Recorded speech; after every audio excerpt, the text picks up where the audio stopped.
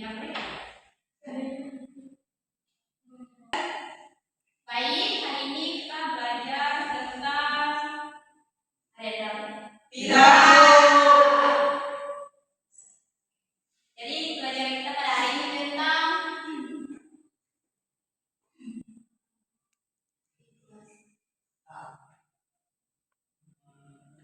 Makan.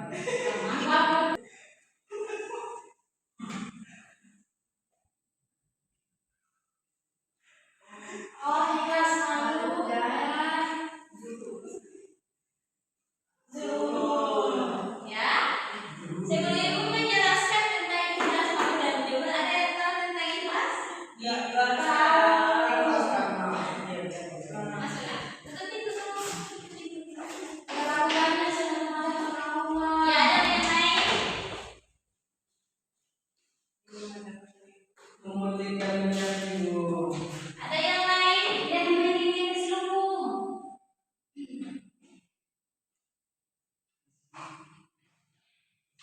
Pertama apa? Ikhlas. Yang ikhlas. Jadi anak-anak pengertian ikhlas ini menurut bahasa dan istilah. Jadi menurut bahasa ikhlas adalah tambahan sedikit. Oke baik. Jadi pengertian ikhlas menurut bahasa dari kata akhlasa yuhlisu ikhlas yang berarti memurnikan atau membersihkan. Dalam konteks keagamaan, ikhlas berarti melakukan amal semata-mata karena Allah Subhanahu wa taala tanpa mengharapkan pujian atau balasan. Di sini ada dalil dalam Al-Qur'an di surah Al-Baqarah ayat 5. Ibu minta salah satu di antara kalian untuk bisa membacakannya. Al-Baqarah ayat 5.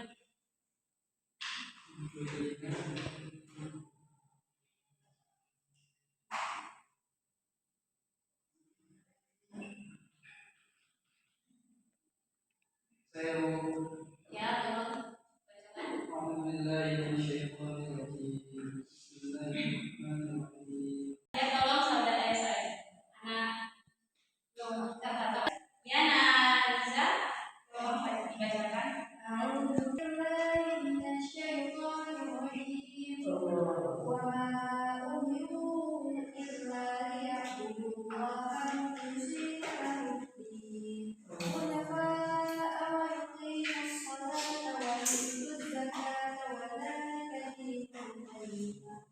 Artinya, padahal mereka hanya diberikan menyembah Allah dengan ikhlas dan menghatinya semata-mata karena menjalankan agama, dan juga akan melaksanakan sholat dan menunaikan zakat, dan demikian itulah agama yang lurus atau benar.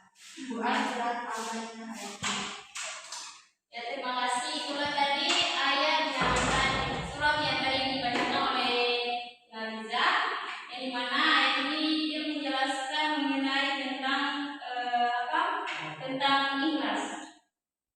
Ada juga hadis yang menjelaskan juga tentang ikhlas, yaitu sesungguhnya amal itu tergantung niatnya, dan sesungguhnya setiap orang akan dibalas berdasarkan apa yang dia niatkan. Jadi jika sesuatu yang kita kerjakan itu harus penuh dengan keikhlasan, karena setiap hal yang kita perbuat itu akan mendapatkan balasannya atau ganjarannya. Ada juga ciri-ciri orang ikhlas. Ada yang tahu ciri-ciri orang ikhlas? Tidak, Bu. Tidak, Bu. Yang tahu, Bu?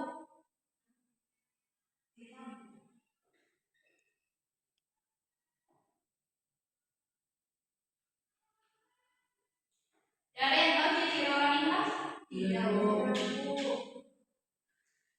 Baik, jadi ciri-ciri orang ikhlas itu tidak mengharapkan pujian manusia.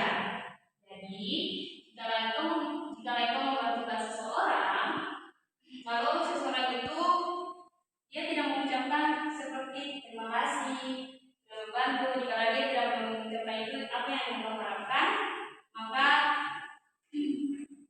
kerjalah sesuatu dengan penuh niat, semoga dibalaskan dengan apa yang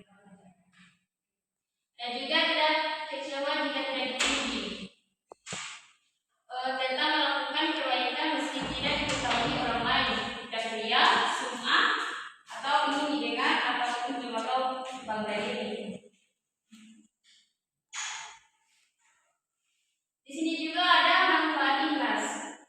Ikhlas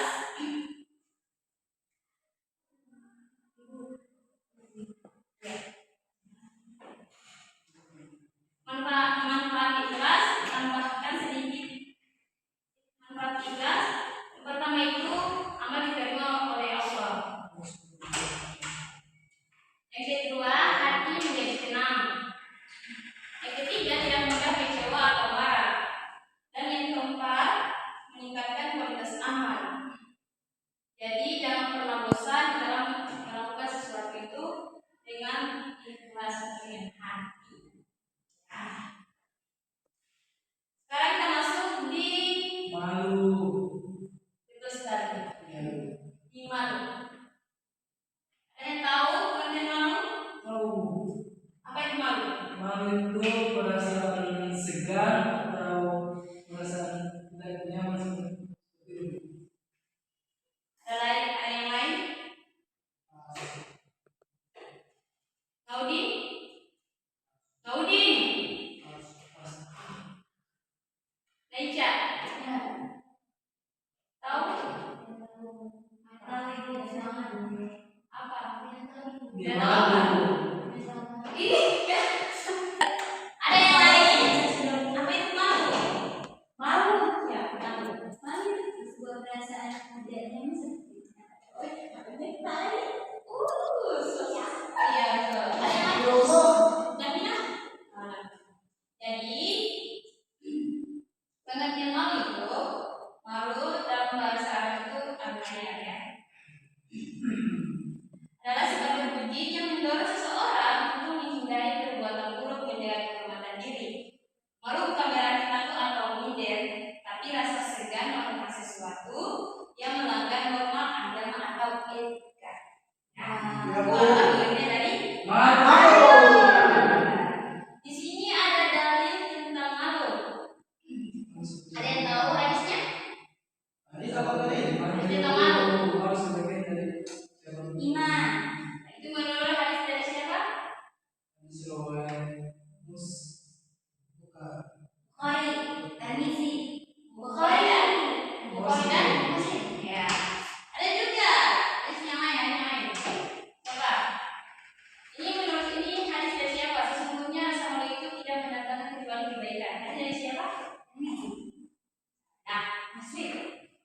Salah Bukhari. Ya, betul. Dari hadis riwayat Bukhari. Itu tadi pengertian malu dan dalil tentang malu menurut hadis. Di sini juga ada jenis-jenis malu. Ada yang tahu jenis-jenis malu? Tidak. Tidak. Tahu. Apa? Hati. Iya. Apa? Ya, apa lagi? Kalau kepada manusia. Ya, apa lagi? Hati.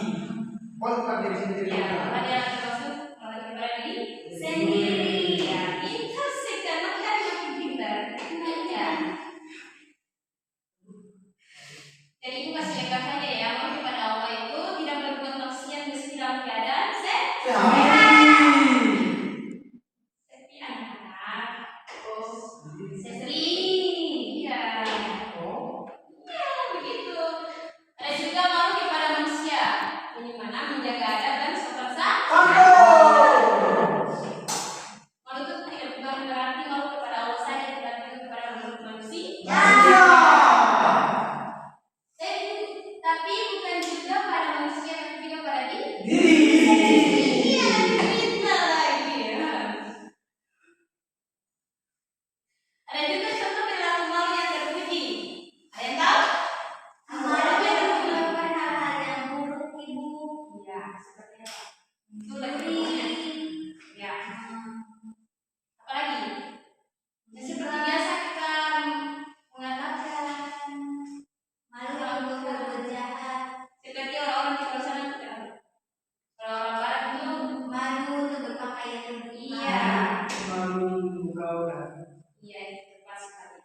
Jadi contoh perilaku kaum yang terpuji adalah menjaga aurat, tidak berkata kasar, menolak ajaran manusia dengan halus, dan yang terakhir meningkatkan kebiasaan buruk. Ya, jadi sifat-sifat yang yang melekat pada diri kita yang merasa tidak baik atau yang di luar sana jauhi ya. Ya, jangan dicontoh dari yang luar.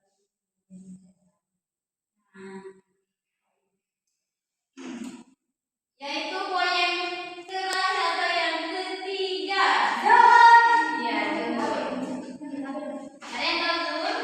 Ada? Dulu itu apa itu? Zul itu meninggalkan perkara-perkara yang untuk akhirat. Itu tepat sekali. Ada yang lain? Ada yang bisa menambahkan? Jadi di sini pengertian zuhud itu adalah sikap yang tidak terikat pada dunia dan lebih mengutamakan akhirat. Bukan berarti meningkatkan dunia sama sekali, tapi tidak menjadikan dunia sebagai tujuan utama. Ya. Di sini ada juga dalil tentang zuhud dalam Quran surah An-Nahl ayat 96. Itu bisa salah satu kami baca. Anggun. An-Nahl 96.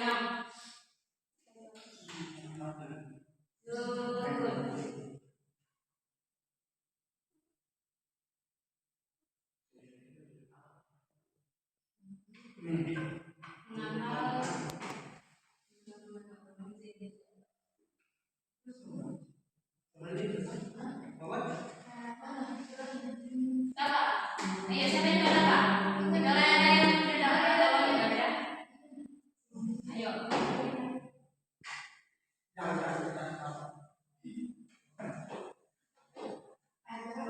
Ayat 96 surah Al-Nahl.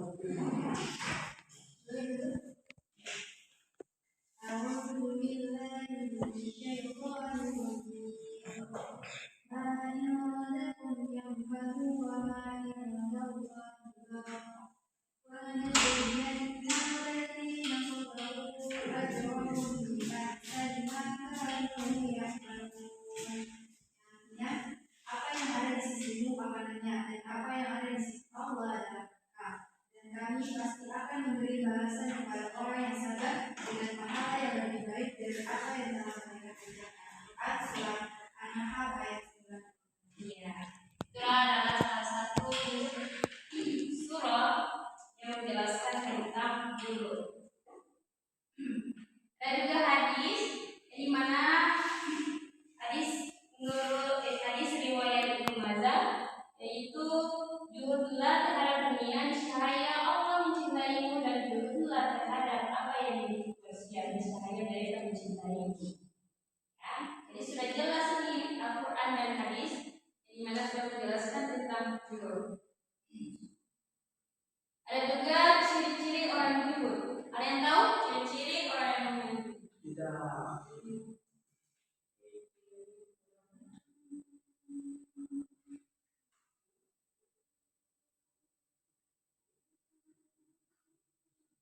Ada yang tahu?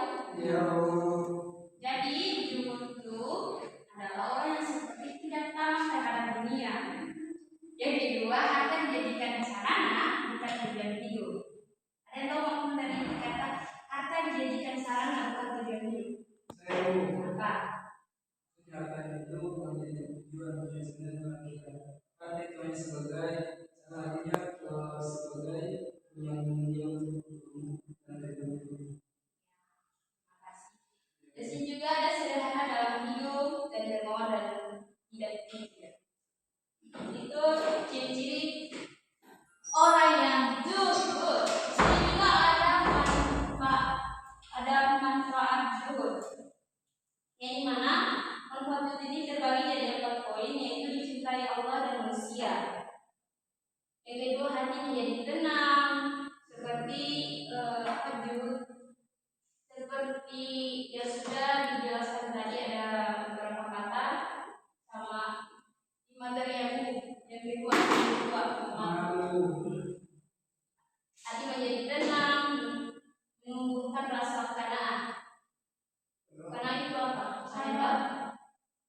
Kona.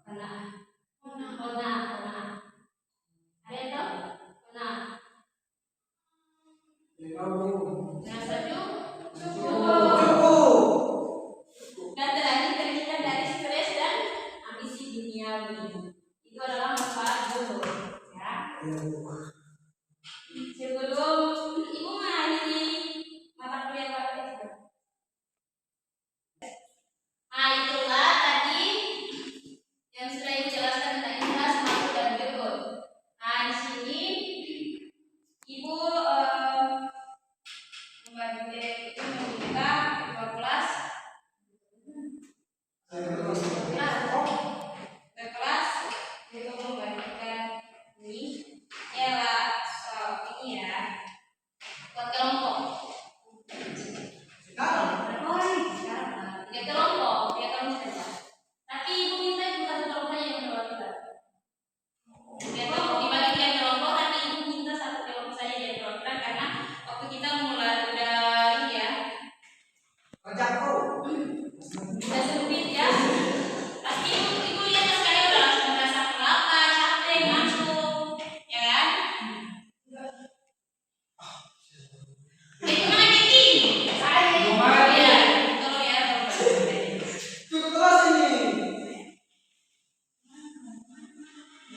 Tolong dibagikan. Satu kelompok saja yang dijelaskan. Yang sisanya nanti pertemuan ini baru kita lihat.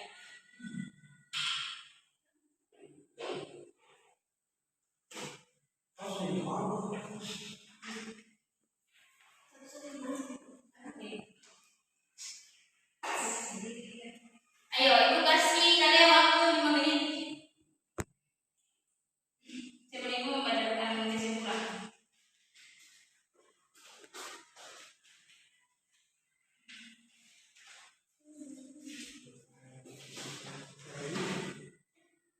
Kalau ada yang sudah, ibu persilakan untuk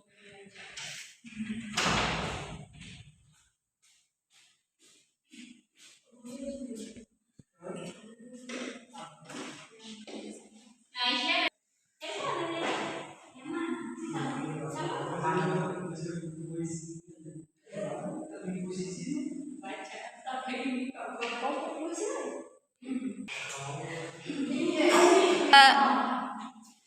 Ayo perwakilan dari satu kelompok. Siapa yang Saya Bu, Oke. kelompok satu Bu. Nah, Jadi seperti yang soal yang telah Ibu Bapak, ada Aisyah. Sekali ya.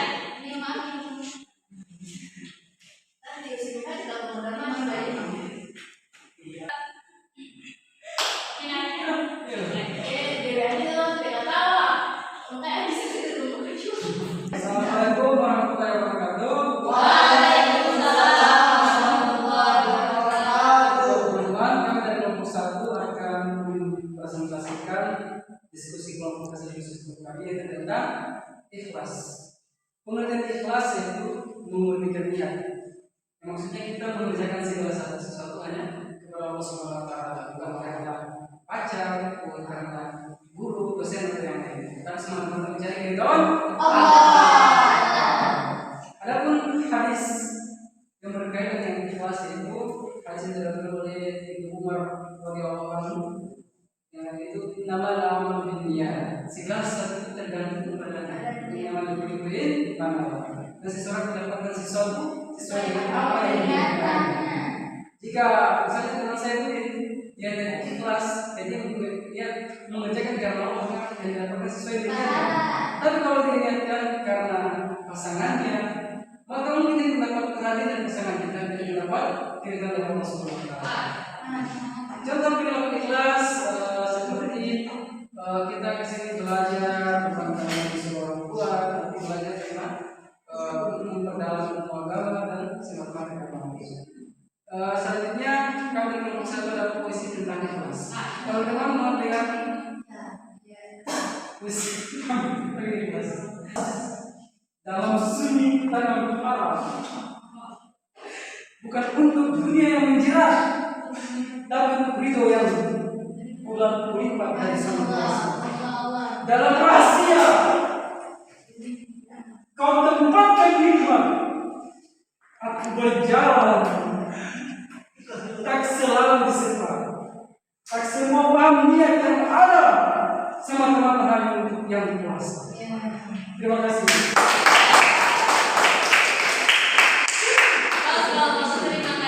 atas sangat.